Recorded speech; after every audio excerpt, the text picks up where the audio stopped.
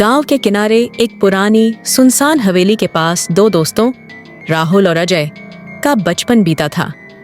दोनों हमेशा साथ रहते, खेलते और गांव की रहस्यमयी कहानियों को सुनकर डरते थे, लेकिन कभी डर उन्हें जीत नहीं पाता था।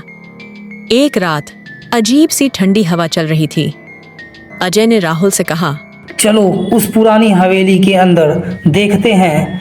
कहते हैं वहाँ कोई नहीं रहता, लेकिन रात को अजीब आवाजें आती हैं। राहुल थोड़े डर के बावजूद हिम्मत जुटाकर बोला, ठीक है, पर अगर कुछ भी अजीब आवाज हुई तो मैं तुरंत वापस आ जाऊंगा। दोनों दोस्त हवेली में गए। अंदर का माहौल बेहद डरावना था। टूटी खिड़कियों से चुपचाप हवा आ रही थी और दीवारों पर पुराने चित्र जैसे किसी को घूर रहे हों। जैसे ही वे दूसरी मंजिल की ओर बढ़े, अचानक राहुल ने अजीब रोशनी देखी। वह रोशनी किसी कमरे की दराज के पीछे से आ रही थी। अजय ने उसे रोकने की कोशिश की, लेकिन राहुल अपनी जिज्ञासा को रोक नहीं पाया। जैसे ही राहुल कमरे में गया, दरवाजा अपने आप बंद हो गया। अजय जोर जोर से पुकारता रहा, लेकिन दरवाजा नहीं खुला।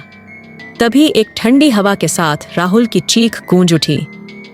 अजय ने पास रखी पुरानी लौ और कुछ कील पेंच तोड़कर दरवाजा खोला। अंदर उसने देखा, राहुल जमीन पर गिरा हुआ था। उसकी आंखें खुली और चेहरा डर से सफेद हो गया था, पर उसे सांस नहीं आ रही थी। अजय मदद के लिए भागा, लेकिन रास्ते में हवेली की दीवारों से अचानक हाथ बाहर निकले, जैसे राहुल को खींच रहे हों। अजय घबरा गया और दौड़ते हुए गांव पहुंच गया, पर राहुल कभी लौटा नहीं। कुछ दिन बाद अजय ने देखा कि हवेली में राहुल की तरह एक साया कभी कभी खिड़की से बाहर झांकता है। गांव वाले कहते हैं, राहुल की आत्मा अभी भी हवेली में है। जो भी अंदर जाएगा वही उसकी तरह खो जाएगा। अब अजय हर रात डर के मारे नींद नहीं ले पाता।